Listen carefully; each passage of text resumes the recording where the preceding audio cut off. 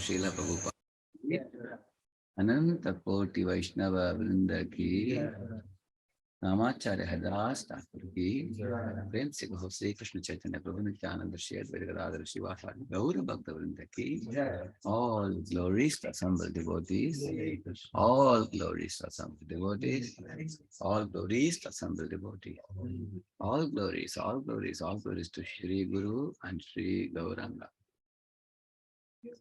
Om Ajnanatimirandasya Jnananjana Shalakaya Chakshuhu Vanmeditam Yena Tasmai Shri Gurave Namaha Sri Chaitanya Manobhishtam Stapitam Yena Bhutale Swayam Rupa Kalamahyam Tadati Supadantikam Vandeham Shri Guru Shri Yutapadakamadam Shri Gurun Vaishnavamscha Shri Rupam Sagrajatam Sahagana Raghunathanvitam Tam Sajivam Sadvaitam Savadutam Parijanasagitam Krishna Chaitanya Devam Shri Radha Krishna Padan Sahagan Dalita Shri Vishakantidamscha Namavo Krishna Padaya Krishna Krishnaya Srimati Bhakti Vedanta Swami Nityanamini Namaste Saraswate Deve Gauravani Charini Nirvishesh Sunyavadi Paschat Pradesh Dharini Mancha Kalpatarubhyascha Krupa Sindhudhya Evacha Paditana Pavane Vaishnavebhyo Namo Jai Sri Krishna Chaitanya Prabhu Nityananda Shri Advaita Gadadhara Srivasadi Gaura Bhakta Hare Krishna Krishna Krishna Hare Hare Rama Rama Rama Hare. So I can share this? Yes.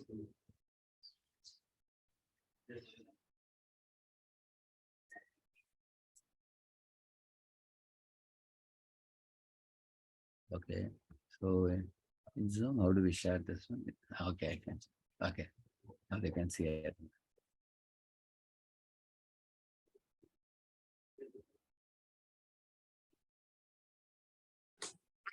Bhagavate Vasudevaya. Om Namo Om Namo Bhagavate Vasudevaya. Om Bhagavate Vasudevaya. Sritnaram Chevanarottam Devim Saraswatim Vyasam Tato Jayam Mudireye Nashtaprayesha Bhadresha Nityam Bhagavata Sevaya Bhagavatirthamashloke Bhaktir Naishtaki Krishnaya Vasudevaya Devaki Nandanaya Cha Nanda Kumaraya Govindaya Namaha. We will recite one verse from the 11th canto of Srimad Bhagavatam. Sarvato manaso asangam Adho sangam cha sadhushu Daya maitrim prashrayam cha Bhuteshwar dayato chitam. The meaning of this verse is Sarvato manaso asangam. One should abandon all varieties of non-devotional association. Adau sangam cha sadhushu. From the very beginning, one should associate with saintly devotees of the Lord. And Dayam, Maitriyam, Prashrayam. Three principles are taught here. To the innocent and non-blasphemous people, we should preach Krishna consciousness. Dayam. And Maitri means we should go out preaching suffering to the suffering souls. And when we return back, we should make friendly dealings with the devotees and share our realizations and preaching with them and hear from them their experiences. And by that, the intimacy and friendship between devotees will increase by that. And prashrayam, all this is possible only when we have firmly taken shelter of the Guru and Guru Parampara.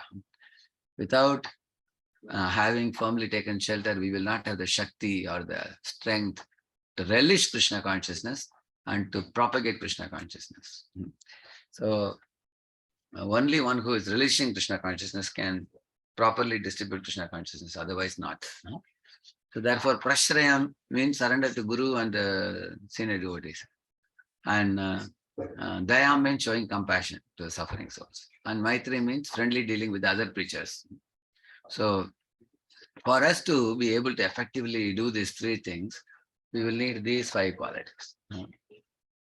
So His Holiness Satyananda Maharaj gives this in his book, Nectar and Ocean of the Holy Name. So I will briefly talk about each of this. Actually, I have a very exhaustive workshop which runs in 6 hours on this. I have the notes with me, I'll share with you. And that in case any of you become very captivated by these 5 brilliant questions, then you can study the elaboration of that in that notes at your leisure. Today I have only time till 8:30, and then after 8:30 I'll take 15 minutes some question answers we will do. 8:45 I have to go to see His Holiness Veer Krishna Goswami Maharaj, the temple. So I have come on a flying visit to North Carolina. In case some university preaching based on that inspiration, if I'm able to continue coming here, I'll be very happy to come. This is my first visit. Actually, many places people call me for congregation preaching, which is very nice thing to do. Only thing is my mandate is different from that. My mandate from GBC is to go to America as a GDO, Global Duty Officer, for preaching in the American universities. And they actually want to, the GBCs want to see in America thousands and thousands of devotees in all the temples. So I was telling like 50 brahmacharis, 500 youths, and 5,000 congregation in each temple. How wonderful it will be. So in India, our focus was only youth preaching in the beginning. Many people said, why you focus only on youth? Because in 1995, when I came to Pune, my spiritual master and Paramahansa Gopalakrishna Maharaj, my GVCs, they told me that you focus on youth preaching because there's nobody in the temple to do committed services. Because you all know very well, temple suffers from want of committed devotees. They said a lot of people are coming, going for festivals, but we don't have committed devotees. So we began with youth preaching, and then 90% of the boys get married. So they become who? Congregation devotees. And because if they're trained well in the college, then after becoming congregation devotees, also they come to temple regularly and do a lot of services in the temple, plenty of services. And their wife started doing girls preaching, and they started doing children preaching. So then all the children brought their parents also, and girls brought their parents, and boys brought their parents and grandparents. And that is how in Pune, the congregation swelled over a period of time. And there was one Jana Mata who had her congregation also. So they got connected to the temple. So now by Krishna's grace and Guru Parampara's grace, we have 6,000 congregations we have in Pune, about 2,500 families. So now I can go anywhere in the world, they will run the temple peacefully. I don't have to be present hands-on to see that. So here also I am coming especially for college outreach. But in case in North Carolina, I'm able to do some little service to all of you. Then I will come here in future again. So these 5 questions are very important. How eager am I to serve, or do I just want to be served? So my spiritual master always used to say, wherever you go, you should ask this question: how best can I serve in this place? So he told me that sometimes how best can I serve? When you ask this question, you should be willing to serve in any capacity. You will see, even in the spiritual world, goddess of fortune, Lakshmi, uh, there is one verse which says that Shri Rupini Kvanayati Charana Arvindam Leelam Bujena Harisadmani Mukta Dosha Tam Lakshate Spadika Kudde Upeta Hebni Sammarjati Vayadanu Grahanen Jayatnaha. In the spiritual world, it is observed Shri means Lakshmi, Rupini means beautiful. Beautiful Lakshmi, goddess of fortune. Kvanayati Charanaravindam. In her lotus feet, there is a ankle bell which is making a sound when she is walking. That makes sound. And she is taking a lotus in her hand, Leela Ambujena, taking a lotus in her hand and twirling it. And naturally, she is dressed in very costly garments and jewelry and everything. She is the source of all riches.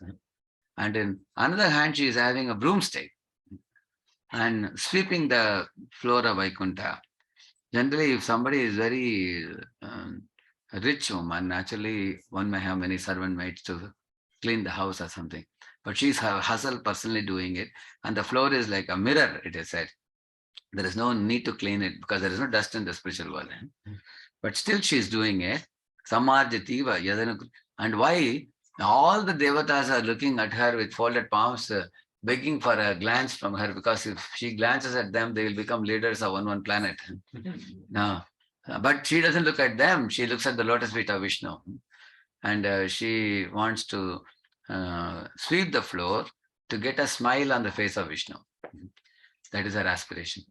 In the same manner, you will see following in her footsteps, you see King Prataprudra, although he is king of Odisha, he is sweeping the floor in front of Lord Jagannath. And Lord Chaitanya Mahaprabhu noticed that Tucha Seva, it is said. The word Tucha Seva means menial service. He noted that and he was very pleased. And that is the first glance of Mahaprabhu came on Prataprudra, and Mahaprabhu internally in his heart, he felt sympathy for Prataprudra and made a plan to give him mercy. So, how eager am I to serve, or do I just want to be served? Or do I like to take service from others? So, this type of service you will find in the Vedic life. The service is the Brahmana and Kshatriya and all, if you see, the activities they do, they don't need a salary for that, because the service itself is reward. Her Grace Vimla Mata, she has produced so many children books, and she has given so many children seminars. If you ask her what is the best remuneration you will like for doing this work, she will say, give me opportunity more. She will, when she comes to Pune also, that's all the teachers and students, and they cling on to her. They won't leave her for 4 hours. They won't let her take breakfast also. And they can engage her 3-4 hours at a stretch. So actually, but she has to travel across the globe. She comes only once a year or so. I've been requesting her to come for longer time. So you will see, the devotees like this, they don't need any other. For them, even greater than a big fat salary is an opportunity to glorify Krishna, an opportunity to teach. So you have seen this, Chaitanya Charan Prabhu, for example, you put him in a room and lock him up. 1 year he can stay in a room, but make sure you give him books. And also make sure you give prasadam through the window. He doesn't have to come out at all. So you will see that, if you love your service, you don't have to work for a day, it is said in your life. Because for you, work is not work, work is fun. It becomes a great joy. So for those who have the right attitude to serve, they don't need any other remuneration. Therefore, in Vedic life, if a Kshatriya protects someone who is in trouble, and after that the person who was protected wants to give some donation or anything to Kshatriya, he will say, no, I just did my service, he will say. For them, service itself was reward. This is the beauty of the Varnashram also. You will see that everybody considers the service rendered by their psychophysical nature, it is and then offered to Vishnu. That itself is a great satisfaction for them. The Brahmanas nevertheless had one expectation, which is purification of heart, which is the worthy fruit that one should aspire for. Pleasure of God and purification of heart.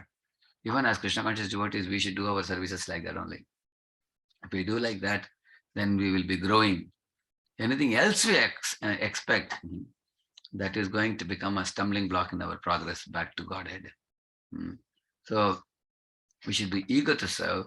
Such a service, the soul of service is service attitude. Like in a body, if there is no soul, the body is called dead, isn't it? Similarly, even the service, if it is reluctantly done, grudgingly done, without any intention, done because we are supposed to do, it produces very little profit, called as Ajnat Sukriti, we call it. One time in Mayapur, I was there on a Chandan Yatra day. Heavy crowd of people. They told that they are going to dress Madhava, they are going to decorate Madhava with blue Chandan that day. So everybody wanted to see Radha Madhava, they have seen in black color, they wanted to see in blue color. But heavy crowd in the temple. One fellow was standing right in the front, but he was looking behind. I asked him, whom are you looking for? He said, I want to go out, he said. Then I asked, then how did you come in the front? He said, people pushed me and brought to the front. On the other hand, there were many Prabhujis, Matajis outside the temple. They were pushing, wanting to come in. So just imagine Radha Madhav gives darshan. He knows the intention of everybody. He knows the intention of this fellow standing in the first row. And he also knows the intention of people outside who want to come in. Because in the path of bhakti, intent is more important than content. So bhakti should be intentionally done, not incidentally done. This fellow incidentally happened to be in the front row, you see. So therefore, like you see, Chan and Mushtik, they punched Krishna and Krishna smiled happily. It appears they are pleasing Krishna. Yes, indeed, they pleased Krishna, but their intention was not to please Krishna. Intention was to kill him. So therefore, in service, our intention should be to serve, satisfy, and please the person whom we are serving. So initially we serve, but we also should do it with the desire to satisfy that person, and also to please that person, whether it is Guru or it is Vaishnavas, whether it is Lord Krishna, or even the innocent newcomers who come to the temple. Actually, we are always servant, even when we are serving our juniors also. That is also called service only. Once when I went to my spiritual master's room in the very early days, after my initiation, Maharaj asked me, Radheshyam, Prabhu, come inside, how can I serve you? He asked.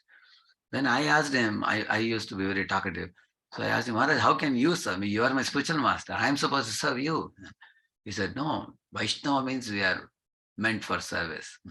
So I will serve you by instructing you, he said. I was wondering, really? How can you serve somebody by instructing anyone?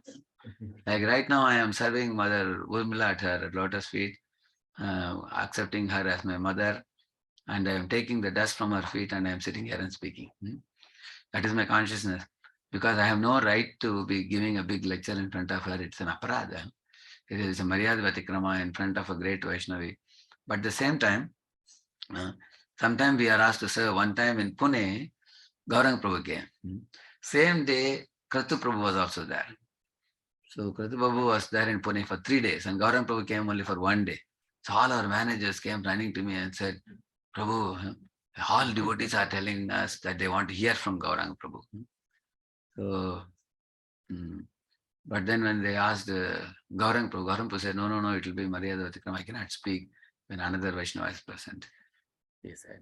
So then I went to Kratu Prabhu and asked, Prabhu, you are here with us for 3 days. Gauranga Prabhu is there for only 1 day. The devotees say that they are missing his association. He said, no, I also want to hear, he said. So, he is my very good friend. Where is he? So immediately went to meet him. Went to meet him and they gave him a big embrace. And then he told Gauranga Prabhu, you should give. Then Gauranga Prabhu gave. That day lecture, morning Bhagavatam, he gave. The next 2-3 days, Prabhuji was giving. So, one thing we should know that when we are young in age, we are asked to speak. One should have the right type of attitude. When Prithu Maharaj was addressing all the assembly of the citizens, that speech is very much glorified. It is said, Char Chitra Padam Shlakshnam Udam Mrishtam Aviklavam Sarvesham Upakarartam Tada Anuvadan Niva. There is a verse which says like this. It says, Char Chitra Padam. He was speaking very sweetly. And there were Ras Chanda Alankar in his speech also. Many metaphors and similes with examples and analogies. He spoke very beautifully. And also it was very beneficial to the attendees of the program, our citizens. And also it is said the meaning was very grave, and he was also glorifying the Supreme Lord in that assembly. And so there it is said, after he spoke, he told all the citizens that this is my instruction to you, that you all should apply this in your lives and not commit any sinful activities and align with the Supreme Lord. Acceptance of God, alignment with God, acting for the pleasure of God, acting on behalf of God. These are the 4 things that he elaborates in his teachings, if you see. So, and then he told them that if you don't do these activities, then I will get 1/6 of the reactions from the citizens. And then I won't be able to take you all back to Godhead. So it is said that in Prithu's kingdom, all the citizens wanted to only worship the Supreme Lord and go back to Godhead. They had no material desires, very advanced souls. So at the end, you will find Prithu Maharaj is asking all the Brahmins, so Brahmins, the people are the receiver of instruction. I am the giver of instruction, and you are all the approvers of what I spoke. And he said, if you approve any of my wrong statements, then you, me, and citizens all will suffer because you have given approval for a wrong statement. So I wanted to be sure that whatever I spoke to the people was appropriate. And in case there has to be some amendments or corrections to be done, you please do it. So this was the humility of Prithu Maharaj. You will see that. So here is a very interesting thing. Although Prithu Maharaj is leading the country, he was, all the citizens were subordinate to him, but he considered himself subordinate of the board of Brahmanas. He didn't consider himself autonomous or independent of them, nor did he desire to subdue them by his chivalrous prowess.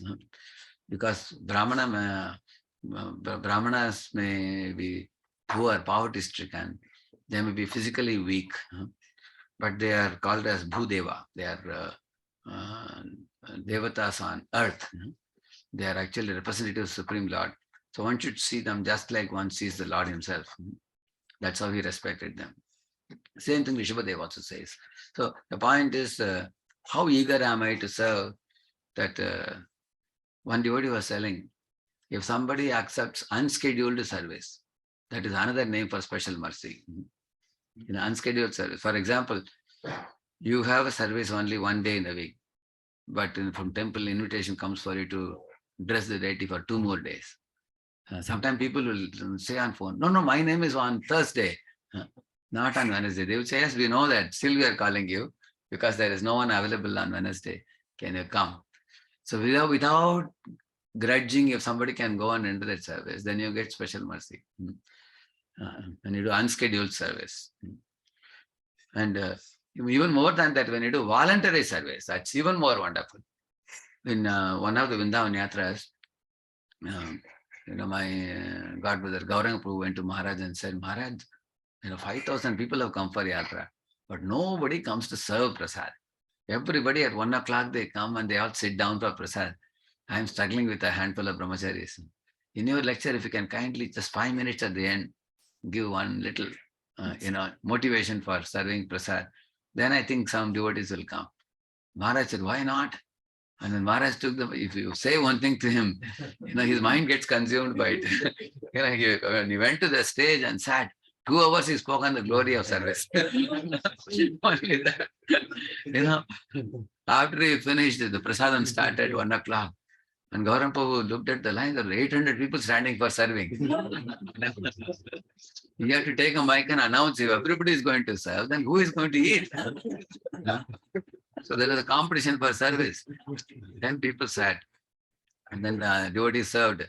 Next day morning, Maharaj in the Bhagavatam lecture, he was asking, who got more happiness? The ones who were serving or the ones who were eating? Everybody admitted that the ones who were serving were getting more happiness. So eating is enjoyable, but serving is even more enjoyable. And that we will only realize when we do it ourselves. It's a very joyful thing to please the Vaishnavas. So in this way, Radharani is herself serving. You will see like Chaitanya Mahaprabhu, he would go to beg alms in the shops of Anand Bazar, and then he would want to serve the Vaishnavas. And Swarup would tell him, no, if you don't sit and eat, nobody will eat. Please kindly sit down. He would request him. So you will see the eagerness in Chaitanya Mahaprabhu himself to serve. You will see when the Gundicha Mandir Marjan was done, Chaitanya Mahaprabhu was leading from the front, and all the other associates were all following him. And that pastime is a very, very unique pastime, because every bit of that pastime has so many lessons in that. If you see Mahaprabhu cleaned which portion, anybody knows in Gundicha Mandir Marjan? Which portion of the temple he was cleaning? The altar where Lord Jagannath Balsubhadra are going to sit. So it's a very vital portion of the whole place. So Mahaprabhu wanted to make sure that it is cleaned by him personally. And he threw water and cleaned. Along with that, his tears also got mixed in that. Tears also. So which goes to show that just like the gopis, when they would give buttermilk to Krishna, that was mixed with the tears also. That became even more tasty, it is said. Similarly, Chaitanya Mahaprabhu, the waters got mixed with his tears and he was washing. That goes to show that he put his heart and he was cleaning that place. Like in a train, you find the engine is in the front and all other bogies follow. Same manner, any leader should lead from the front and all the other followers should follow. And then many wonderful things can happen. So one should not have lethargy in serving. There is one comment by one of the Acharya regarding Brahmaji. Brahma had engaged all the devatas in many services, but he had no service because he had delegated all service. So delegating all services, not having service for the leader is a very dangerous situation. After that, Brahma Vimohan will happen. So sometimes as a leader, we may have the predicament that all services have been snatched away. Then we have to find out a new service to do. So we should not only know how to engage others, we have to know how to engage ourselves also. So in Pune also, we have many counselors in congregation. Many. So some counselors say that, in our group, there is such a competition for service. I have no service now. They have taken all the, like when you have Bhakti Vriksha multiplying, sometimes very senior people don't have much service because everybody has taken, they all want to report only. And what will I do? So then I told them, you go to each group. You go to each group and give one class. And when one of the ladies went to all the groups, they were so happy because she only goes there once in 3 months. But whenever she goes, it's a big festival.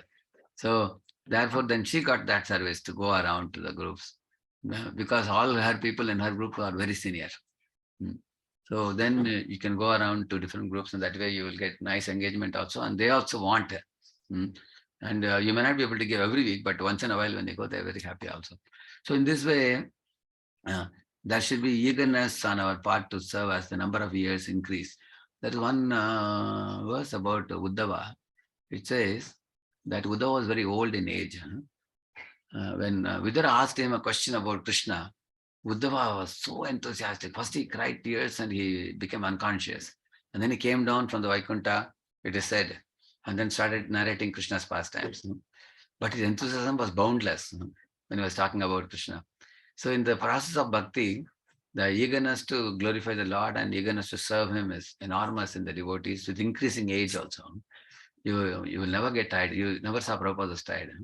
Even at in 1965 to 77, you have seen him with aging, how much he did.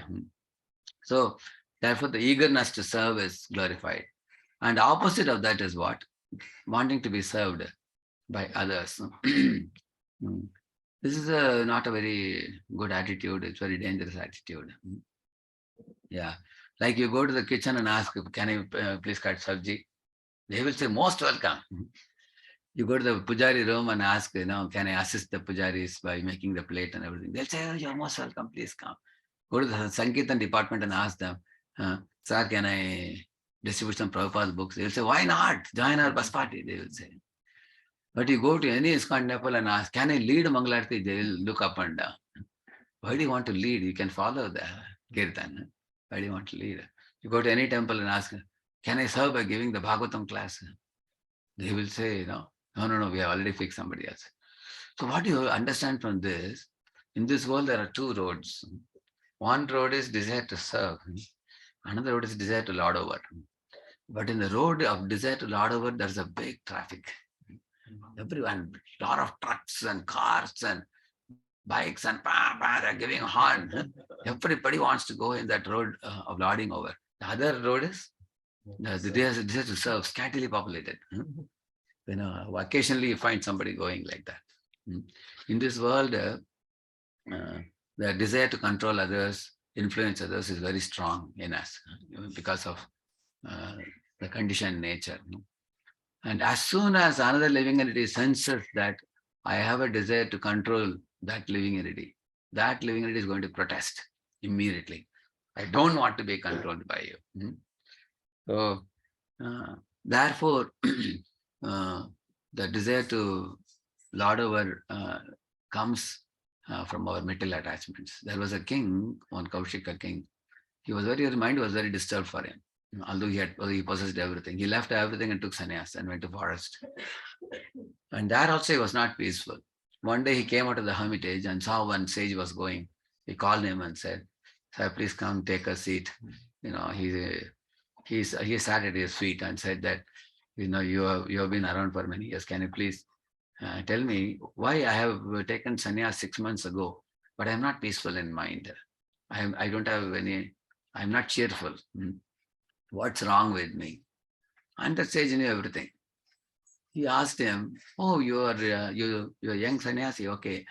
How long ago you took sannyas? Who are you?" He asked him. He said, "You don't know who am I? My name is Kaushik." He said, "Kaushik, okay. Well, who are you?" "Kaushik King." He said, "No, I don't know who is Kaushik King." Actually, he knew very much. Everybody knew, but he pretended to not know. Can you please tell me more about who you are? And then he started speaking about his achievements and glories and abilities and accolades and everything. Started saying, "No, I was the king of this Pradesh and everything. I had so many elephants, so many horses, so many people, so much jewelry, so much treasury. I conquered this kingdom in east side, west side, north side, everything he was selling." After speaking half an hour, he was very tired. And the sage told him, "Please relax for a while. Drink some water." And then he told him that this is your problem, he said. He said, "You have given up everything and taken to the renounced order, but you are still attached to them in the mind. So that attachment is causing you this mental anxiety," he said.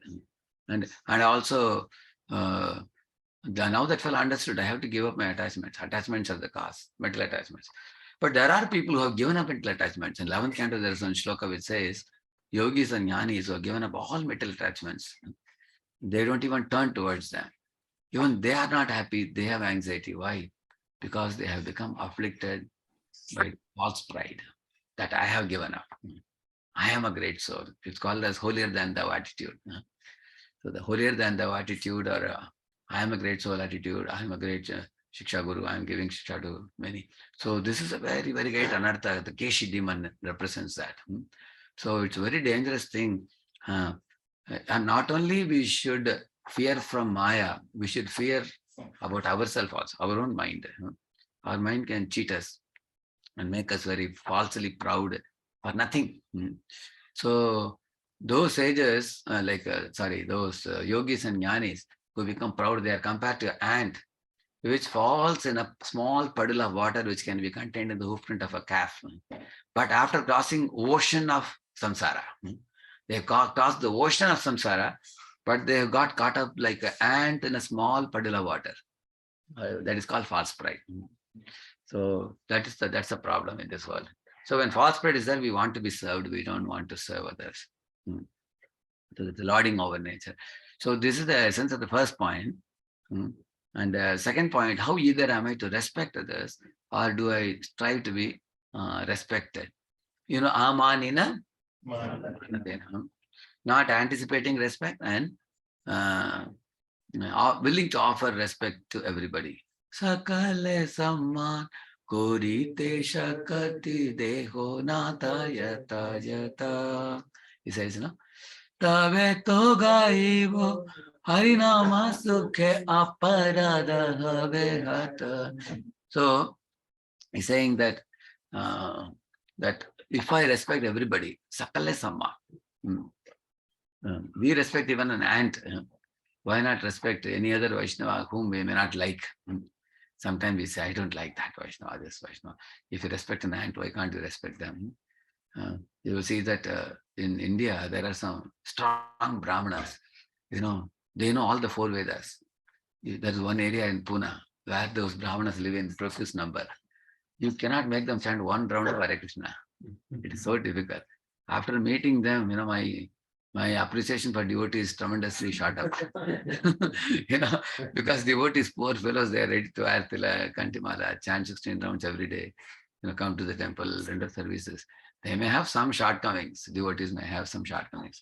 But we become envious of devotees and not respect them. Every devotee, even neophyte devotees with a lot of anarthas, they deserve to be worshipped practically. Only because they are willing to offer their hearts to Krishna. Krishna Sharanam. So, devotee is the most harmless species in the entire creation.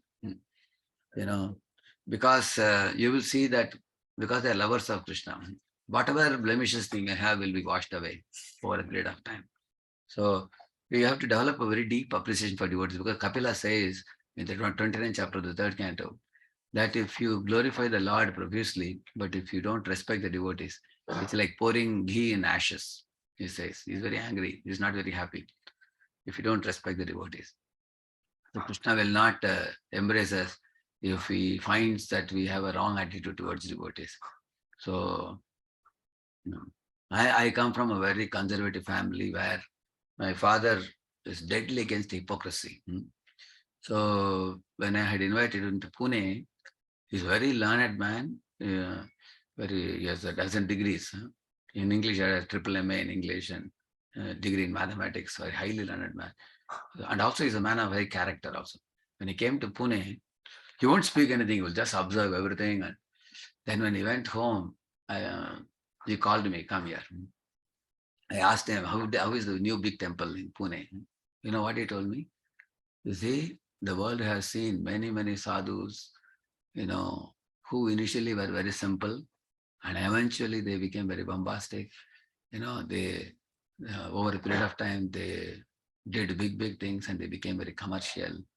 And then they became very money-minded and accumulating followers, accumulating money. And they became very afflicted by pride and attraction to women and wealth and everything. And they have fallen down. And you have to take care that all these opulences which Krishna has sent you, that does not pose a problem for you and you don't become proud of all this. Nor should you ever lose your sanctity or purity of a saint. You should always keep God in your heart and walk the path of earth. Wherever you go, you should always remember that this world is temporary. Everything will be, so you would always quote this. Ma kuru dana jana yauvana garvam harati nimeshat kala sarvam maya mayamidam akilam hitva brahmapadam tvam pravisha viditva bhaja govindam Govindam bhaja mudamate. He says that Makuru Dhanajana Yavana Garvam. Don't be proud of your wealth or followers and aristocratic connections. Don't be very proud of all these things. And also your youth especially.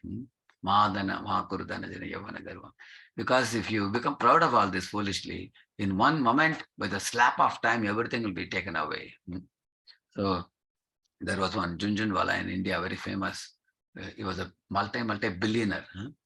Just recently, 62 years old. He got a massive heart attack or something, and he passed away. One moment, all the wealth is taken away, correct? No? He didn't even know that death is going to approach now. So you will see that in India. So in the same manner, there was those days on YSR, Reddy, Andhra Pradesh. He would be very, very busy. He's a chief minister of Andhra in those days. Andhra Telangana was together in those days. He was flying in a helicopter on a busy rainy day and it got crashed. That's all finished. In one moment, everything will be finished in this world. And one shouldn't be very proud of these positions. We are connected to them and it will be removed, taken away from us. So when we understand these things, so you will see that when you recognize this, so Prabhupada writes one very nice sentence in one of his purports. Vidura was always living in this world in a renounced temperament. That renounced temperament, if we have, we can never become proud. Renounced temperament means, I am possessing something which is not mine, belongs to Krishna. It will be taken away anytime. I am only custodian of not only the property that I possess, even my brain. I didn't create my brain. I didn't create my eyes and hands. Whatever good fortune I am enjoying, it is not mine. I am only custodian of that. So this attitude is very important. See, there are two types of people. One has self-confidence, another one has God confidence. People who are self-confident think that I have this many men with me, this many people with me, they are my people, they will work for me. Men who have God confidence, they think I have Krishna with me. And whatever Krishna guides me, I will act accordingly. And a man with self-confidence thinks that I have the strategies, I have the ideas, and I am very skilled. I am very confident that I can accomplish things and I have done it already and I will do it more. This kind of feeling he has. Yeah, and a man with God confidence is always curious to know what is Krishna's plan for me. Krishna may lift me up and make me, escort me, or he may allow me to stumble and fall. Whatever he does, he knows what is best for me. And I'm curiously looking forward to Krishna's plan and his desire for me. So he is dependent on the Lord. You will see Pandavas are like that. And Kauravas headed with Duryodhana was very much proud of his own talent and everything. So therefore, the respecting others is possible. First, you have to respect, when God, one has to have a natural respect for God. And then when you meet the devotees, understand that devotees are even greater than God. Krishna makes them like that. He says that the one who worships my devotee, Mad Bhakta Puja Abhyadika, he says that.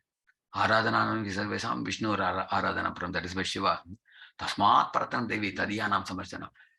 He says that worship of Vishnu is the best worship. Better than that worship is worship of his devotees.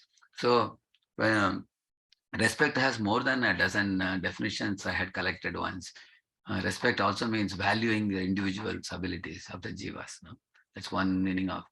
And also respect means accepting everybody as unique and not try to clone them, allow them to be what they are and help them dovetail their talent in Krishna's service and not clone them. That's another meaning of respect also. And also respect, like Lord Rama respected even a small squirrel. So because everybody has a different capacity, if they are offering their best capacity, giving them the same respect, what you would give for somebody like Hanuman, who is engaging his capacity. That is also respect. So in this way, the treatment of the other living entities, how we treat that, that's actually how eager am I to respect others. Because there are 8 types of respects Bhaktivinoda Thakur talks about.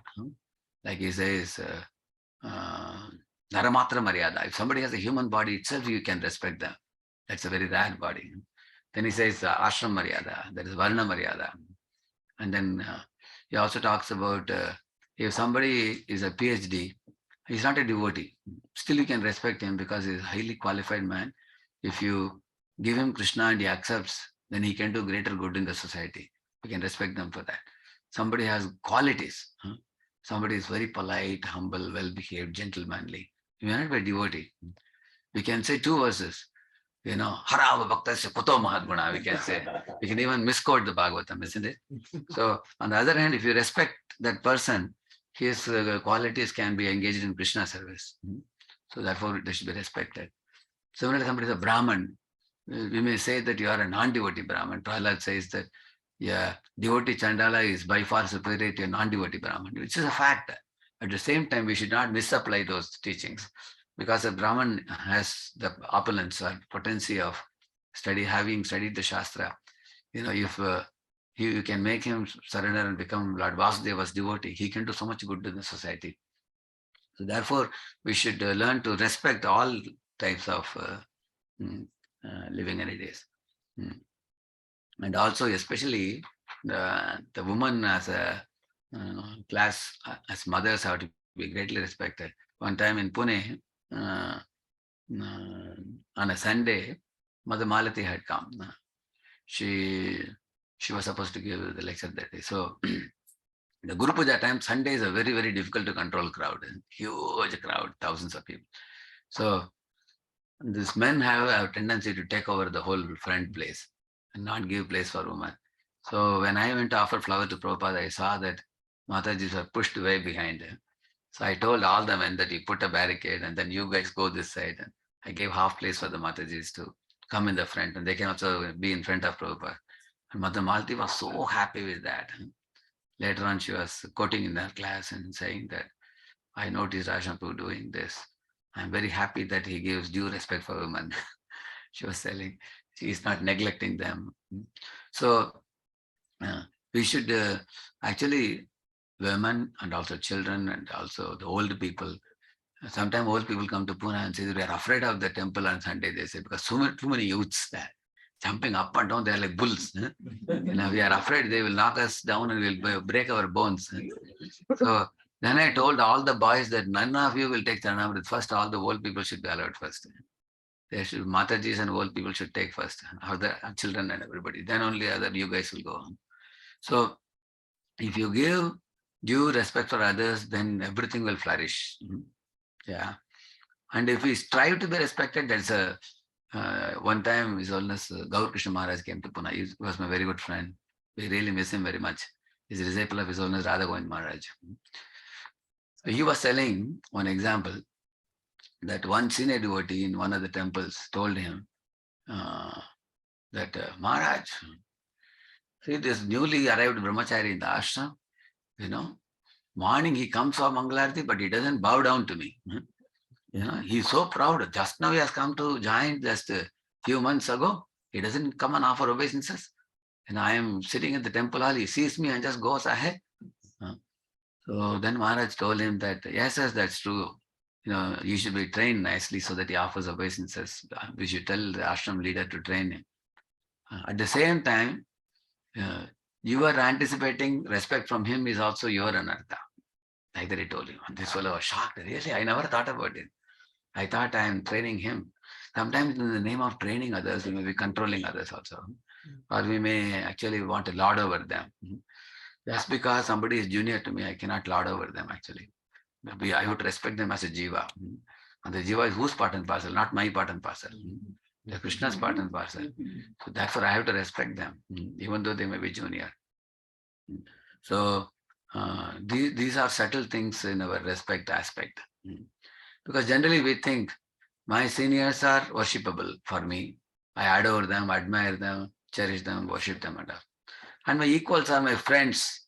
I don't have to respect them so much, we think in our mind. After all, he is my friend, we have grown together. And juniors, they should be instructed. We think like that. Actually, we should treat even our equals as worshipable.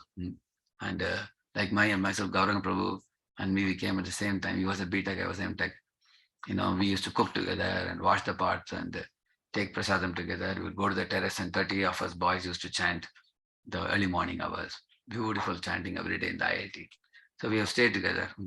But honestly speaking, although he is younger in age to me, But in spiritual life and intimacy with the spiritual master and rendering volumes of service, I consider him very exalted. In fact, I see him as a role model because he, the way he studies the Shastra very nicely. I took a lot of inspiration from his style of studying the scriptures and making notes. I used many of his notes also, CC, Chatin Chatamrit notes and everything.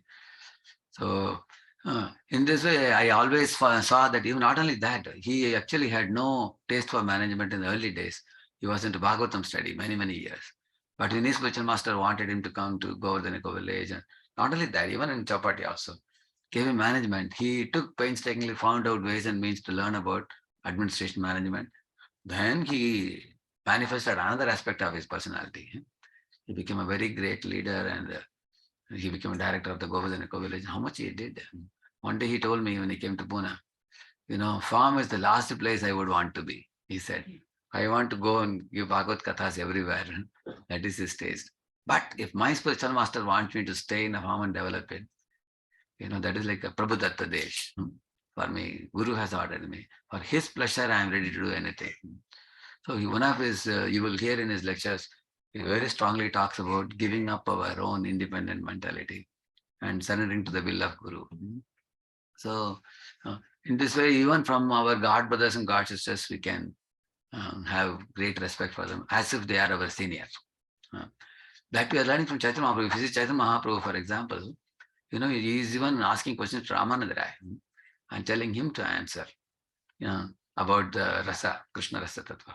Similarly, you will find our Mahaprabhu is dealing with Haridas Thakur in, what is that book? Harinam Chintamani. He is asking question. Who is asking question? Who is answering? Mahaprabhu is asking question. Who is answering? Haridas Thakur answering. Similarly with Rupa Goswami also. Mahaprabhu, you will find that Mahaprabhu actually, he is a ocean of wisdom, but he has so much respect for his devotees. When Sanatana Goswami also, Mahaprabhu respected him so much. So, eagerness to offer respect to others and the other three, the first two are very important. Therefore, I elaborated it more. The other three, I'll say a few sentences and conclude. How much do I care for others? Or do I mainly care for myself? Pratap Rudra is telling his servants that he's showing Chaitanya Mahaprabhu is surrounded by his disciples, devotees. He's telling them, these Bengali Vaishnavas who have come, give them Swachanda Vas, he's saying. Whichever accommodations they want, you give them. Whatever type of prasad they want, that prasad you give them. Like that he says. Why? Because sometimes when you go for yatra, some people like to stay near the pandal. Correct, no? Because you can, as soon as you come out of the accommodation, immediately the pandal is there, you can go to the lecture. And some people don't like near the pandal. It's a very noisy place. They want to stay far away. So they request that please, because they have small children and all, they want to stay a little away. So according to the desire of the individual, you should allot them accommodation. This is the meaning of not only serving them, but also trying to satisfy them. Yeah. And not only that, you can go even one step ahead, he told them. He said, whatever Lord Chaitanya Mahaprabhu tells you, you should do it. And they said, yes, sir, we will do it. And they went again. He called them and said, no. Whatever Mahaprabhu desires, you should do it. He said, that how can we know? That only king knows what Mahaprabhu desires. That means desire is inside the heart. Unless a person spells out, how will you know? But you can know if you are advanced enough in spiritual life. One can know the heart of another Vaishnava, what they want.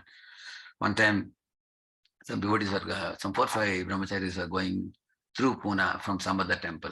They called up and said to one devotee, Prabhu, we are going through Pune. The train is coming at 12:30 to the station. And the train will be there till 2:30. 2:30 again we are leaving. Yeah. So we are in the station only, sitting in the waiting room. If we can get some prasadam, it will be nice. If we can bring. So he was a very junior devotee and devotee. He asked them, which prasad you want? You want Rajabhog prasad or simple prasad? He asked. So they were very shy Vaishnavas. They said, Prabhu, whatever you give, that's prasad. We will accept. No problem. Like that they said. So this fellow packed up simple prasad. And he took it. So his friend argued with him.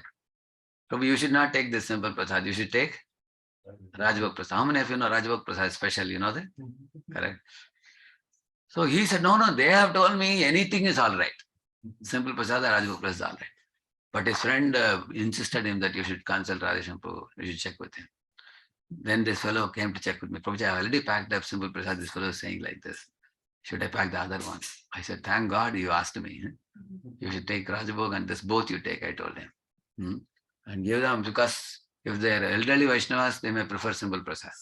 If they are young fellows, they will prefer Rajbhog Prasad. You take both and serve them. See their age, see their want, what they need, and accordingly you serve and come, I told them. Of course, he took it and they finished all Rajbhog Prasad, whatever he took. So this is the meaning of please the Vaishnava. Not only just serve, satisfy, and also we should try to please. If we try to give pleasure to the heart of a Vaishnava, then we get a lot of blessings from them. So in this way, that's the way we have to carry. He says that understand the intention, mind of Lord Chaitanya and serve him accordingly, he's saying. For example, you are sending one devotee to temple. And you are afraid what? Hopefully he will not meet some damaging devotee in the temple. Some people are managers, some are damagers. So you are afraid. Therefore, generally what we do, any temple I send, I don't directly send them. I call one particular devotee and say, Prabhu, be available at this time. This devotee, new fellow I'm sending, you take care. And whom will you hand over that person? You will only hand over to someone who is trustworthy, right? No? So for us to be trustworthy, you have to be very caring. So then you can close your eyes and hand over the devotee to that devotee, and he will be very well treated, and then the fellow will get deeply inspired and come. Correct, no? Caring is important. One small word is enough to put off a person. Like one boy went from Pune to Chopari temple. One day we sent. And when he came back, he practically was in tears. I asked, what happened? He said on a Prerna day he had gone. On the door, they were bringing the big halwa, this thing, what do you call it, that vessel. And some devotees were carrying the halwa. They told him, hey, Hajja, like that they told him. Hajja means, just move aside. And this fellow got so put off. Prabhu, he wrote a 2-page letter to me saying, Hajja, bol diya, Prabhuji. He said, move aside. They told me like this. And I didn't even attend the program. I came back. I had a very bad experience. I said, very unfortunate thing. Then 3 months later, he was going to Bombay. Again, I told the devotees that this fellow had a better experience. Please give him a good experience. Oh, one word I put to them, they took such good care. This time when he went, they gave him Rajbhog Prasad. They gave him a big packet of sweet. 3, 4 devotees took very good. They are known for carrying. It's a very famous temple. Yeah. They cared for him so much. Now he wrote a 4-page letter to me. For most people, ISKCON is good or bad based on their experience with one person only. They will say, one fellow good experience they got, the whole ISKCON is good, they will say. One fellow bad, then whole ISKCON is bad, they will say. So therefore, carrying is a very important aspect. Even in the coupon collecting place, I have a lot of experience. I generally put milder devotees. Even if somebody without coupon also takes prasad, no problem. But otherwise, we should not put out the people. So I'll stop here and I will request Mother Urmila to add something. You can give her this. Yeah. I can learn something.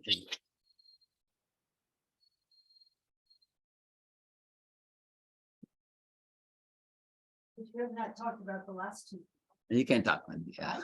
I don't know what to say. I am simply envious and depending on myself. So what can I say to them? Once you can sit there, everybody can see you.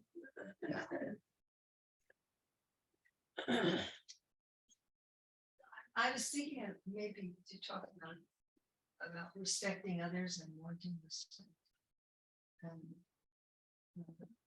One of the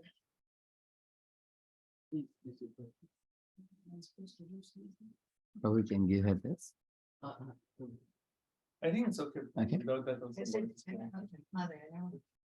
I can remove that.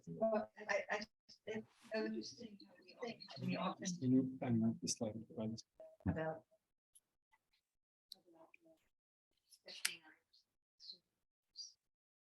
Nice to hear about I see also not wanting respect applies to how easily we are offended.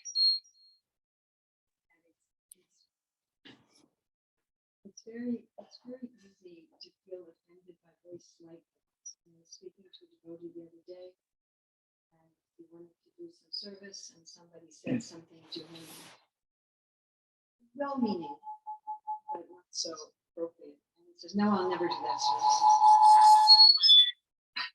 So this is, we have this tendency that very, very easily we will take it. And this is something I can. This is a Zoom. It's a Zoom.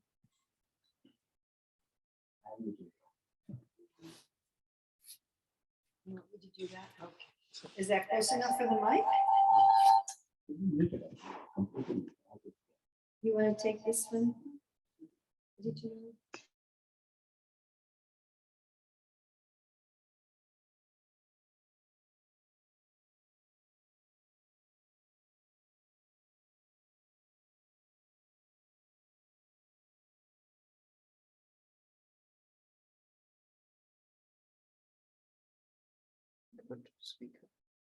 So I thought about this a lot, our tendency to take offense. And usually we don't identify it like that.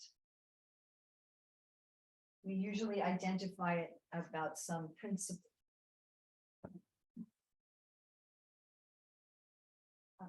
Like Prabhu was talking about. Or it's a principle, I have to train them to offer obeisances to me. It's not about my ego, it's about a principle. So generally when we feel offended, we don't label it that my false ego has felt trampled upon. We label it as this person is not following this thing in the principle. Yes? We were recently in that email correspondence, and I could see that particular person was talking about it's a principle. And then I was seeing this person's behavior in the email, and I thought, no, it's not about a principle, it's about an ego. So what is the source of our feeling easily offended? And this is because we have the wrong identity. I was appreciating quoting his father, quoting Sankaracharya. You know, what is this thing, this robe? If I think that I am this body and I am this family, this position, this title, this, this, that, the other thing, then my identity is very fragile. It's very fragile. At any moment, all the aspects of my material identity can be finished, yes? And so we become offended when we think that somebody is going to damage our identity.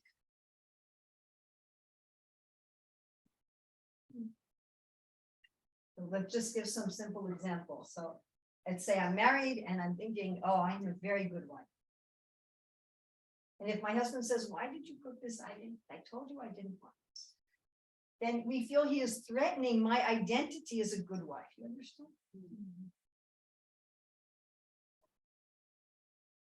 Or if someone says, this is the biggest one in the Hare Krishna, you know, you're not loyal to Prabhupada. That's the big one. And then my identity is, I'm a member of ISKCON. I mean, I know Prabhupada said there'll be an ISKCON in the spiritual world, but not like this. There won't be GBC meetings. And so we think, you know, my identity is being threatened. Or anyone who insinuates in any way that I'm not a perfect and nice and respectable and kind and loving and caring and selfless person, or I'm not a good, solid devotee, we feel threatened. And when we feel threatened, then we feel angry and we retaliate by either defending ourselves or attacking the other person. And we'll often tell everybody how offended we are. Yes. So one way I found to deal with this is to realize that this tendency is animalistic, it's biological. It has nothing to do with me. As embodied beings, we humans are social animals.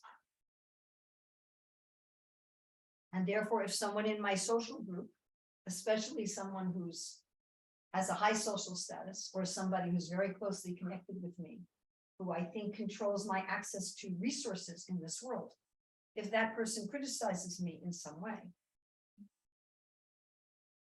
on a biological level, my brain says, oh, you're in danger, you may not get food.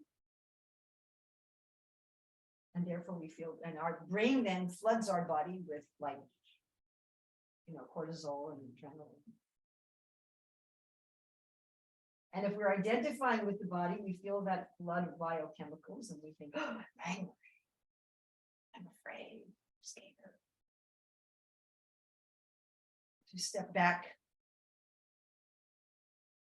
Actually, this one was at the very end of the 18th chapter of Bhagavad Gita, and one of the purports, I forget which one. Prabhupada quotes from 270 to be like rivers that enter into the ocean. And to step back. I'm not this body. I'm not this mind. I'm not this identity. What's being threatened here is something that's not me. And my body is programmed to protect itself. And it's simply reacting with a biological mechanism. And I don't have to identify with it. And I don't have to act according to it. I can simply observe it. Not that I push it away, not that when those feelings come, respect that I can feel that way. Not like that. That's not what Krishna's saying. The ocean doesn't hate the rivers that are flowing. It just becomes inconsequential. One who does not hate illumination, attachment, or delusion when they appear, no longer for them when they disappear, knowing that the modes alone are active. And I found that this is one of the best ways to deal with this tendency to feel offended and to feel that I should be respected. But of course, this way of dealing with it is also the way of the impersonalists and the Buddhists, and they all know this. And some of the Christians, it's not many, but some. But there's a higher level as well that we have in bhakti. And this actually, some of the Christians understand this with the story of the talents. But this is brought up when Akura is going to Vrindavan. And he's saying, Krishna will call me Uncle Akura, and my whole life will be successful. And Prabhupada said, if one is not living to be recognized by Krishna, his whole life is condemned. So this desire to be respected, to be appreciated, to be valued, to feel that one has some meaning in one's life is ultimately a spiritual feeling that's being reflected in our biological chemical functions of this body according to our false identity. We do want to belong. But we should want to belong to Krishna. And when we step back from the false identity, we can put our thought in the real identity. How did you say it? It reminded me of Chaitanya Charan. Intention is better than what? What did you say? Intent is more important than content. Intent is more important than content. Must be something in the water there. You're all poets.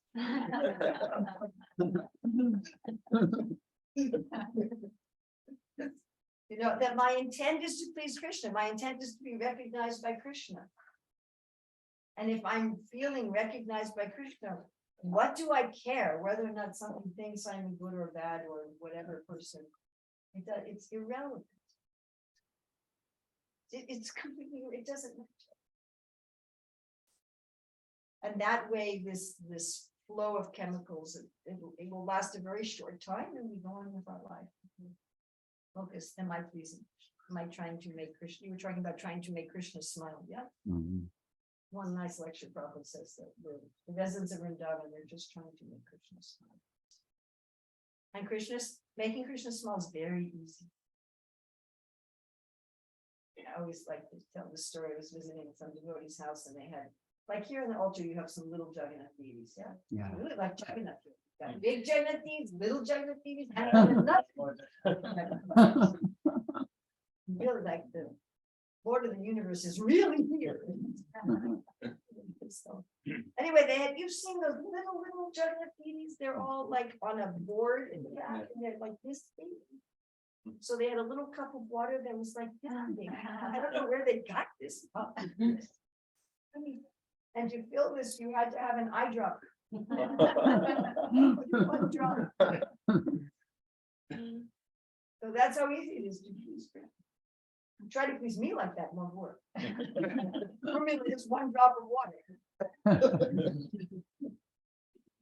Everyone else is having breakfast and give me a drop of water.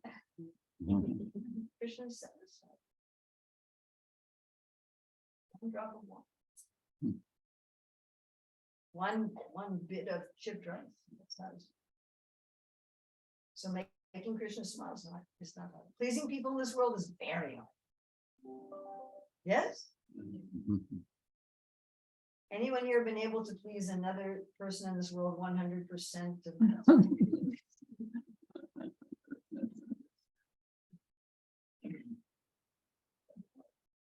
And what pleases them at 10 in the morning displeases them at 10:15.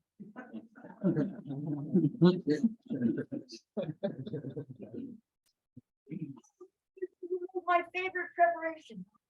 Then you make it the next day, like 2 days ago. But if Krishna is pleased by Putana,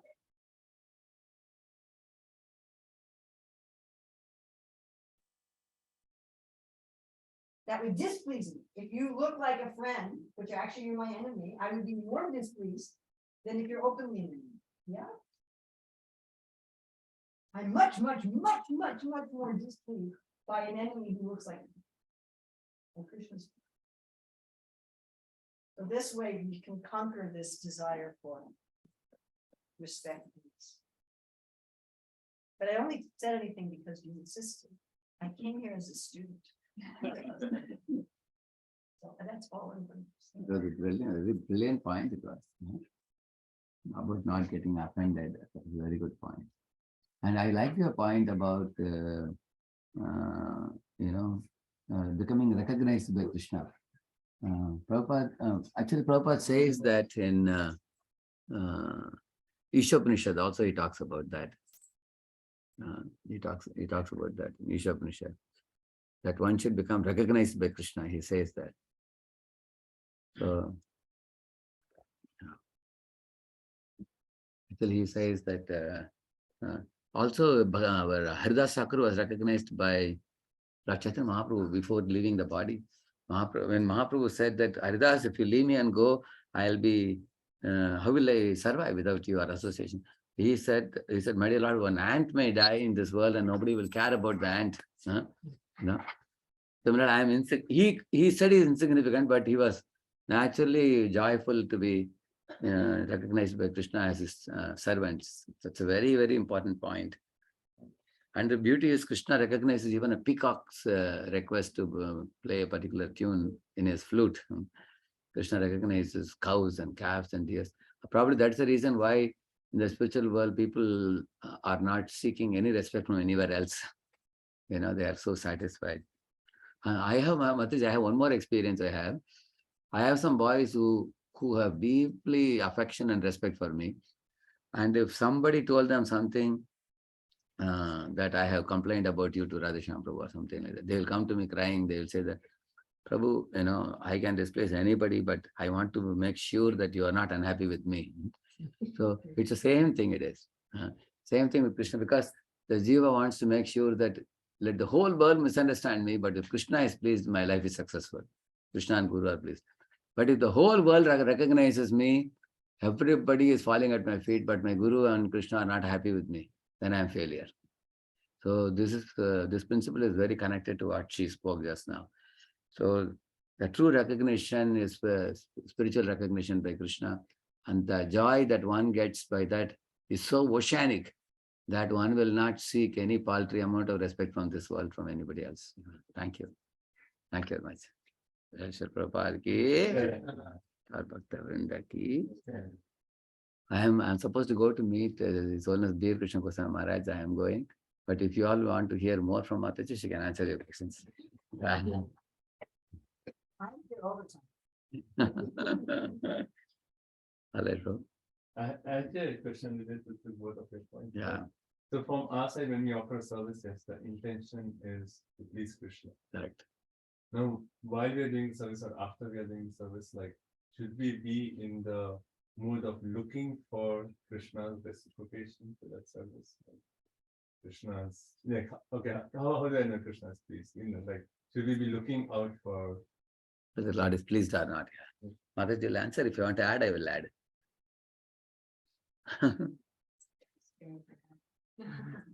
Very difficult question he asked for me to answer.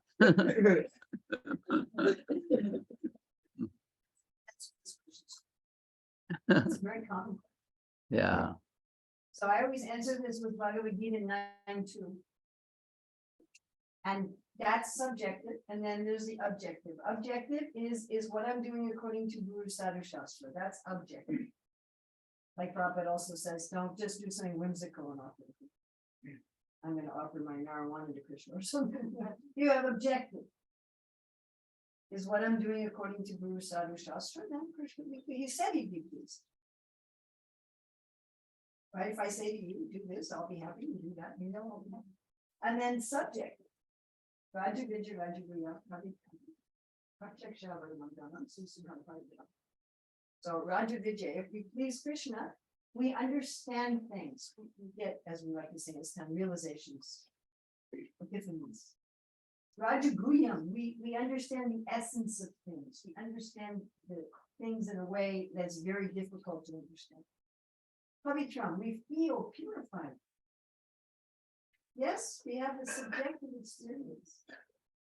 Pratyakshya, we're experiencing it directly. Dharma, it's authentic. I always give the example, you can tell the difference between a fresh mango and the mango flavored drink.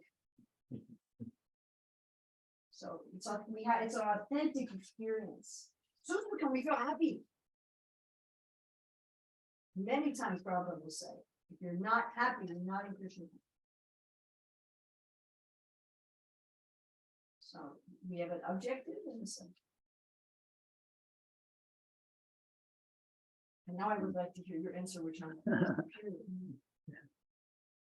Actually, Krishna does two things for us, and we also have to do two things for him.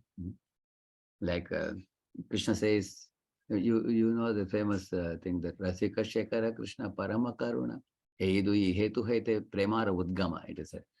So the Jiva's love for Krishna is based on two things. Either you are attracted to Krishna's sportive, playful, naughty, sweet nature, or you are attracted to Krishna's compassion, or both. So these are two gifts of Krishna to the Jiva. Because Krishna is attractive, we also should have laulyam for Krishna. Krishna bhakti rasa bhavitamati kriyatam kutopi labhyate tatra laulyam, it is said. Because he is all attractive, we should have greed to attain him. And because he is extremely compassionate, we should make swacheshta. We should make endeavor in the path of spiritual life. Yatantascha dhrida vrata, he says, we should make effort. So now if I am making effort, then his compassion will come in my life. I will surely see that. How?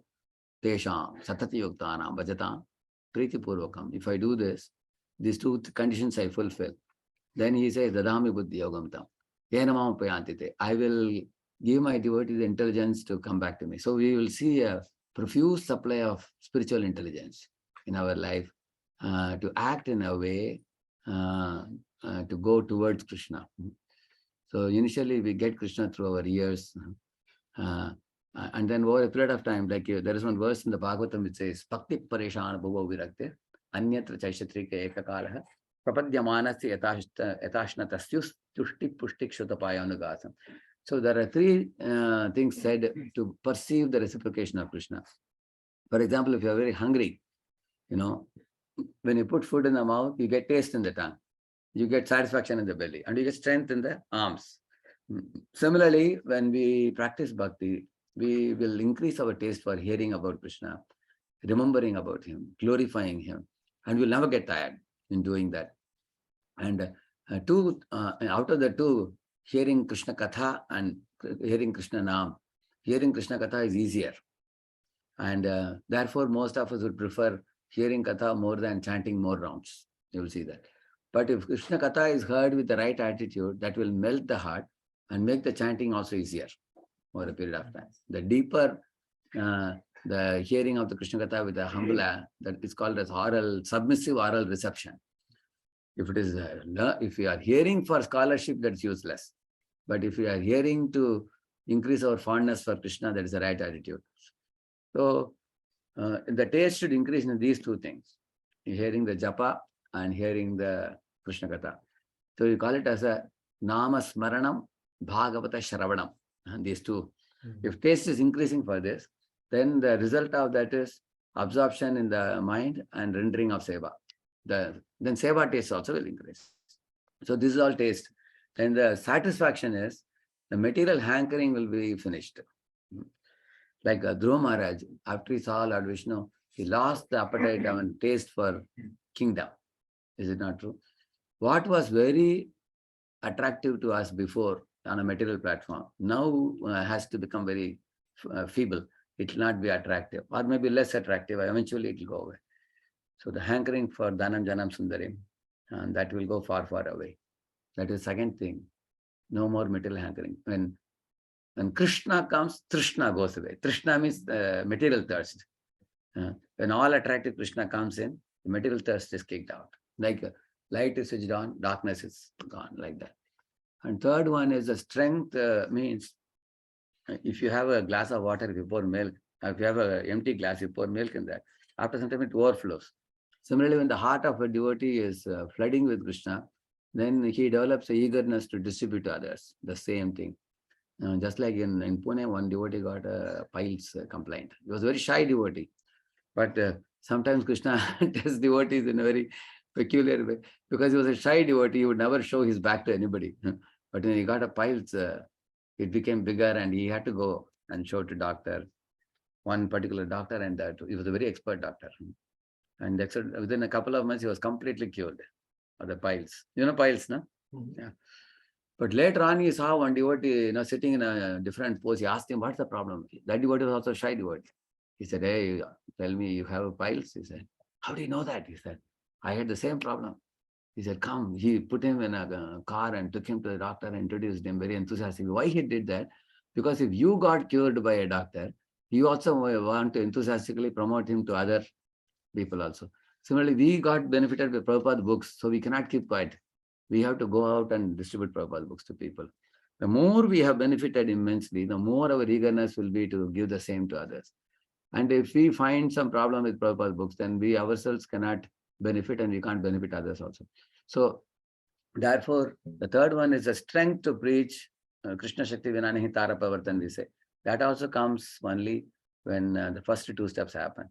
So the taste, the satisfaction and strength is the reciprocation.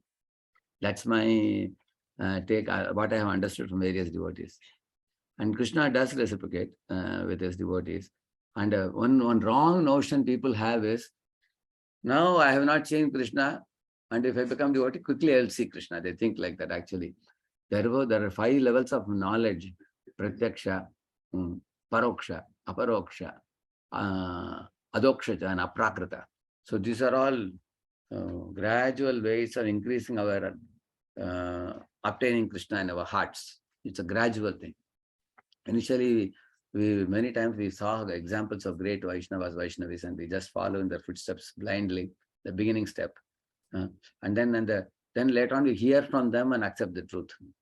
And in a higher stage, whatever you heard from them, you can also see it. Not only from their eyes, from our eyes also we can see. Like sense gratification is poison, This, when a neophyte is hearing it, he will go and tell in the lecture, sense gratification is poison. But when people catch him, hey, how do you say that? When they touch gulab jamun to that tongue, it is sweet. How do you say it's a misery? No? Sorry, Prabhupada says that. He will say like that. He will say Prabhupada says, because he has no realization. If he has realization, he will say that, okay, you like it. When you contact the senses to the sense object, it increases the hankering. You want to eat so many gulab jamuns until you get a stomachache. You will see that. So you will see that when you hanker for an object, if you don't get it, you hanker for it. If you get it, you become proud. And when you get more and more of it, you are afraid of losing it. And when you lose it, you lament for it. So in this way, shoka, moha, bhaya, and hankering, misery, everything comes by contact of senses. When you realize it, so that's the third stage where you can yourself realize it. And then higher stages, adokshaja stage where you can see the kala in action. You all have seen this cinema spool movie. Sometimes they move it fast. You've seen fast movement, slow movement, you've seen, right? Similarly, if one realizes a Shastra, one can see all the jivas are taking on bodies. They're growing very rapidly. They're getting old. And they're all entering into the flaming mouths of the Virat, that's Kala Rupa. One can see that all 8.4 million species, living beings. One can see Kala in action, like fast movement. One can see karma. One can see gunas, three gunas in action. One can see actually from the Shastra Chakshu, one can clearly see that. And all the material perceptions, like she was telling also about the material designations go far away. Sarva Upadi Vinirmuktam. We just see all the bodies are made up of only one substance, which is Panchamahabhuta. It's like chapati, you make big flour and then you take one gola. Durga Devi also takes like that. One gola you take and insert one soul and gola. Somebody is fat, somebody is black, somebody has a flat nose, somebody has a tall body. Ultimately, all are like, made up of Panchamahabhuta only. So that's how we will see that. And then when you come to Aprakrita stage, then the heart becomes a playground of Lord's pastimes. At every moment, one is thinking of the Lord's qualities, Lord's behavior, Lord's heart, the golden heart it is. So a devotee will be overwhelmed by Lord's sublime qualities. And actually, Sridhara Swami says, such an advanced devotee can associate with his own mind, because his mind has become sanctified completely. Even if he doesn't get any association, he will keep on constantly shedding tears. Mahaprabhu exhibited that behavior for 18 years in Jagannath Puri, constantly absorbed in remembrance of Krishna like that. So that is Aprakrita stage. So in this way, perceiving, getting in touch with the Lord is a gradual process. And we have to, same way people ask, Prabhu, you are saying in the lecture, how is it that when we chant the holy name, sinful activities will not come again? But I'm seeing that again and again, even after becoming devotee, I'm committing sin. Actually, the Shastra said that the holy name destroys sinful reactions. It burns away sinful seeds or drowns the sinful seeds, and it counteracts the sinful proclivities, and it uproots ignorance. It does everything, but it depends on the intensity. If I am very less intense devotee, then only it's like plucking the neem fruits and leaving, that's all. Again, the neem fruits are going to come. Correct? No? Then you break down the branches of a neem tree, still the branches will grow. Now you cut all the branches, even from the stem also it grows, you can see that. Or you can uproot the neem tree completely, then it will not grow at all. Correct? No? Similarly, when the bhakti becomes more and more intense, it does these things more and more. Then only one ahamtam sarupapik moksheshami means for that one should practice bhakti very seriously. The reciprocation will come. I would say that as devotees, our eyes should not be focused on Lord's reciprocation. Our eyes should be focused on how better can I serve. And we should get encouragement from devotees, from our equal devotees and senior devotees, with whom we are working, because that reciprocation is more easy for us. The reciprocation from Krishna will take some time. On behalf of even Prahlad Maharaj says, the love I am getting from my mother and father is actually coming from Krishna only. Lord is so kind. He knows that we are not advanced enough to receive reciprocation from him directly. Therefore, he is sending us. Have you all seen a newborn ones are very cute looking? How many of you have seen a small elephant? So sweet, no? Small puppy dog also. Small pussy cat. Even small babies, they are so pinkish hands, tender. Why they are created like that by the Lord? Because they get abundant kisses and hugs. They need that. And therefore, Lord has made them like that. Similarly, Prabhupada says when a girl comes to like 16 or 18 years old, marriageable age, there's a spark in her eyes. She has a silky hair and spark in her eyes and charm on her face. Prabhupada says, why that is made by Krishna? Some man will come and say, I will marry this woman and I will maintain her. I'll give her a house and car and everything. Once she gets 3-4 children, her shape changes everything. You will see that after that. So Prabhupada says that one of the purports. So the small newborn kids and the teenage, Prabhupada gives these 2 examples. Why? Lord is very kind. You know, sunflower is like this. You know, it has no fragrance. You know that? Why it is looking beautiful? Otherwise, it cannot have cross-pollination and growth is not possible. So some foolish bumblebee has to come and take that pollen and carry it. So at least those flowers which don't have honey, they look very beautiful.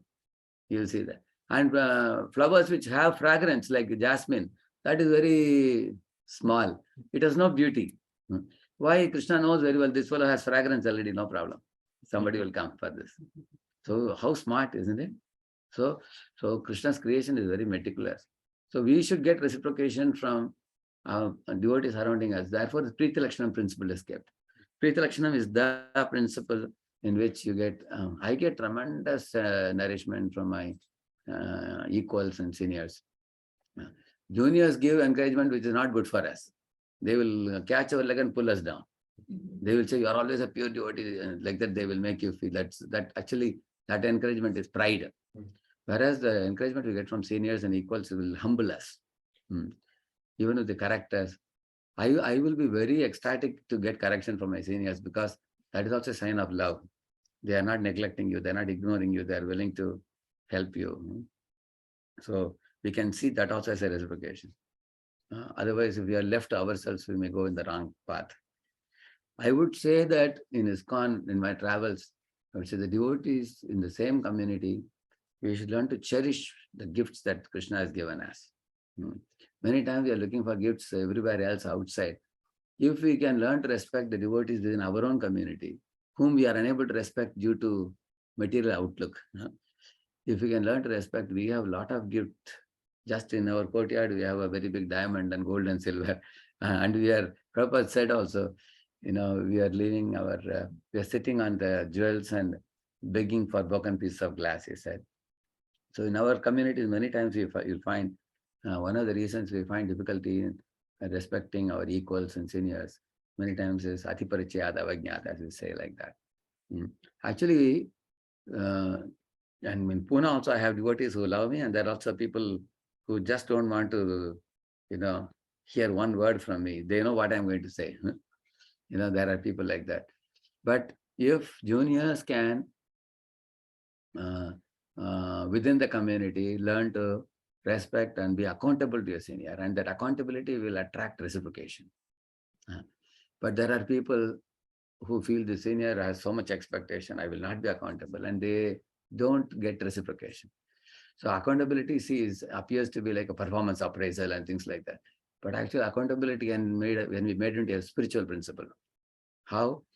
When the junior is accountable to senior and the senior is appreciating junior, the loop is complete. And then we feel very nourished by that. There are a lot of devotees who send me reports about the preaching, and I appreciate in our community. So when they get appreciation, they share with many people. I sent Radheshyam Prabhu, he sent the letter, and others feel very encouraged in their groups also. So I think the society has to go from Kanisha to Madhyam. When we go, then we can take advantage of these things, and then we can feel presence of Krishna very strongly. In Chaitanya Leela, full of it's like that only. Chaitanya Leela. Sorry, Maja, I am a very talkative man. You can kindly bear with me. Chal Prabhupada ki, Bhakta Vrinda ki, Gurmila Mataji ki jai. She is the powerful representative of Prabhupada. Right? You just putting it down with all these.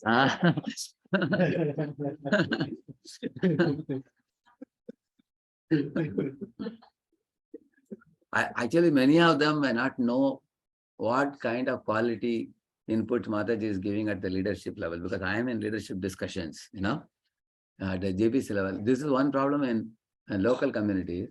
The local leaders are not aware of the contributions of the, the local community is not aware of the contributions. Actually, Mataji,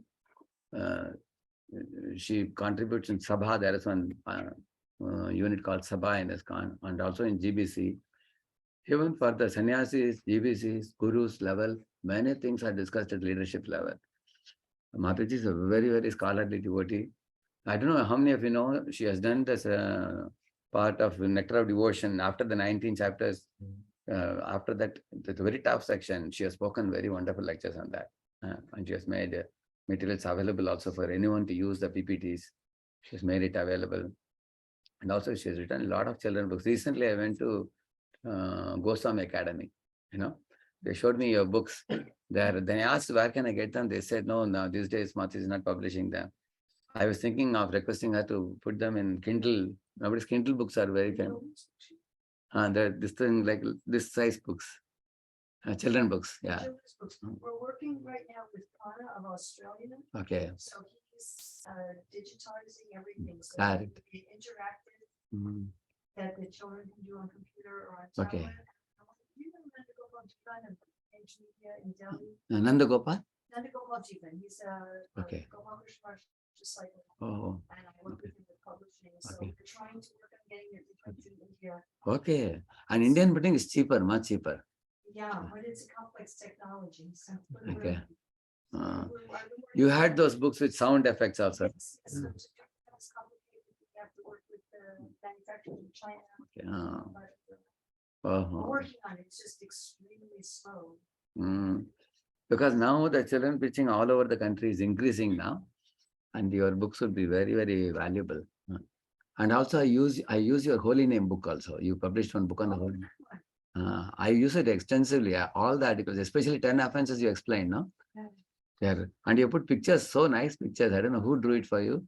And Mataji is saying that when you are going out and doing Harinam Sankirtan, it's like giving free tickets back to Godhead. Correct, no? Yeah. In that plane. And plane is there, they are inviting, devotees are inviting everybody to come and join. The example, and also seventh offense, the way you have explained in that. Seventh offense was extraordinary. So the book on the holy name. Actually, I used to read your articles in BTG also. One article you wrote about a mother with a child, how she can chant, it was such a beautiful, meaningful article it was. So, and I got one folder called Vaikuntha in those days. So me and Radhagopinath used to refer to that. Now I think the Vaikuntha you have put in the soft copy is available now. Yes. Yeah. So she's doing extensive work in different areas, multiple areas actually. When she comes to Pune, one thing we take advantage of her presence is to talk to all our teachers of the children. Many teachers, preachers, mentors, everybody joins that. So at the leadership level, she is giving many Shastric inputs. She is a part of Shastric Advisory Council also. She gives, because she is technically also astute. And also she knows the art of being a Saragrahi, like this Maharaj, is known as Bhakti Vigyan Maharaj. Once he had spoken on Anatanavriti and she picked up one point from that, and then she made another seminar on that. So she is not just only a speaker expanding her own lectures, but she's also humble enough to watch around, and anything good anywhere she will pick up and contemplate on that and elaborate more. So it's very, very, our society has very few, people who can do this kind of work, what she's doing. I didn't know that Mataji is here based in this place. One time I had requested Mataji, you can consider Pune as a place to settle. Again, she said, what are you talking? And then she said, I may have one place in Vrindavan she was selling, correct? Yeah. And go over there. And later. Our family moved here in 1990, Hmm, and I left in 2006. Okay. And I was without a home, very happily for that life. hmm. And then I got the place to go with. But I've been here again since COVID. You know that game where you walk around the chairs and then the music starts? Correct. This was the chair I was next to.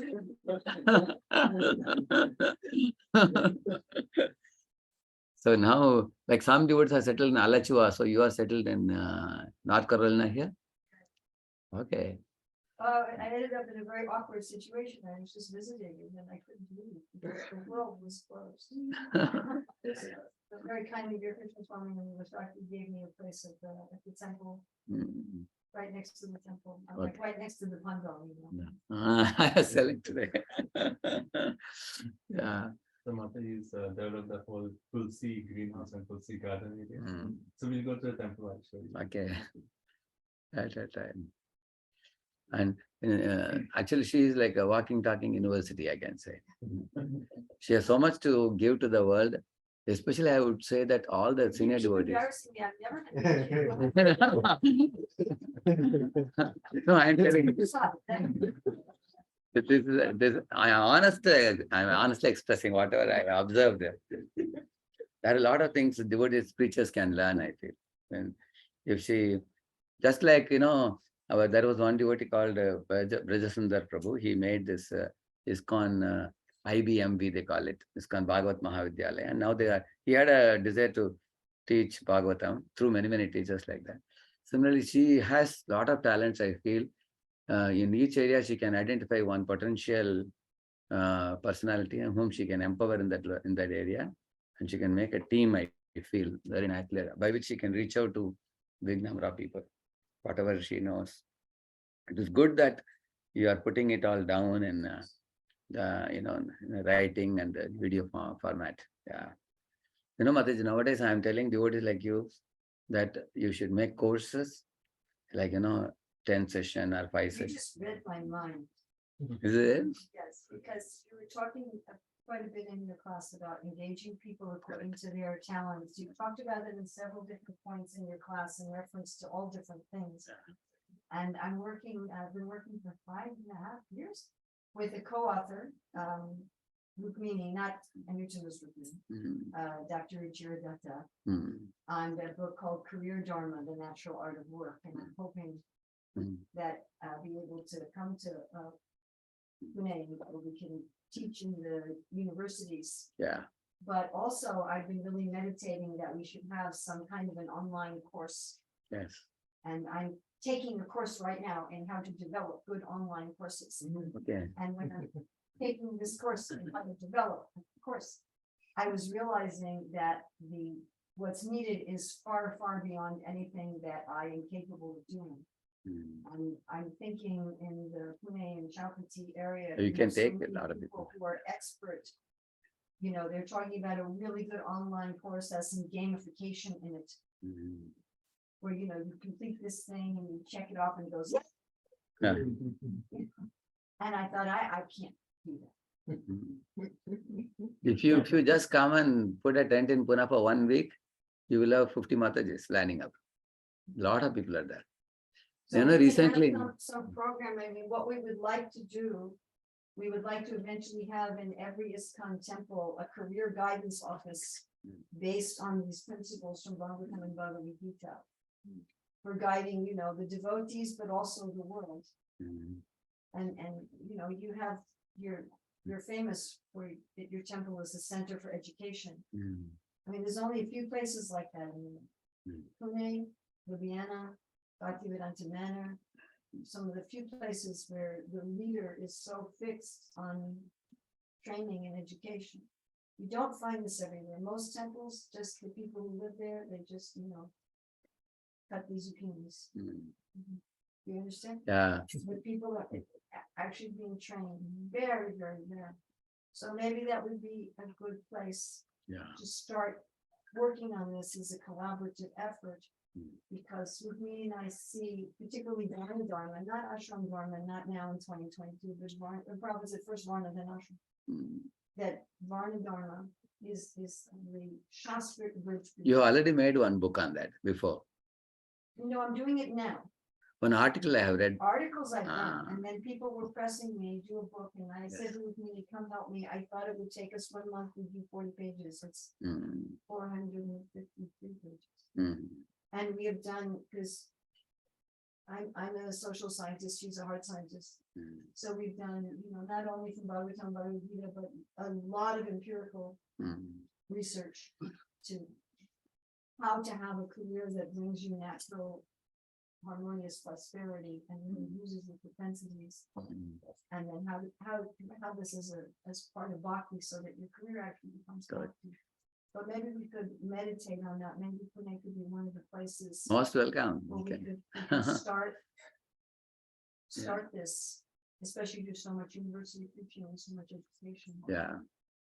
Uh, Recently, Gauranga Prabhu has come and started this BRC, Yes. Bhaktivedanta Research Center. After that, we are identifying more and more talent in Pune, connecting to that. Many are going to do PhDs and all in that. Similarly, if you come and present this, we can call all the counselors together, along with some of the important vital people in the group. We could call like 100 to 150 people, I feel. Those who are really Brahminical and preaching and this kind of services, we already have people whom we know. Then you can address them. Very good. Yeah. And we could put that into the counseling mentorship program. That Yes. beginning, and then we Yeah. start an office like this. Yeah. And a training and an online course. Yes. And, I'd like to see it go out to the world. Yeah. That this is, Because, we should perpetuate the good work for a long time to come. yes. And therefore, many of the people are nowadays putting down in the form of videos and books because in our body, which is, time-bound body, which goes away. But the good work should continue after that. For centuries, it should continue. Thank you. Thank you, Vrunda Mataji ki. Srila Prabhupada ki. Radheshyam Prabhu ki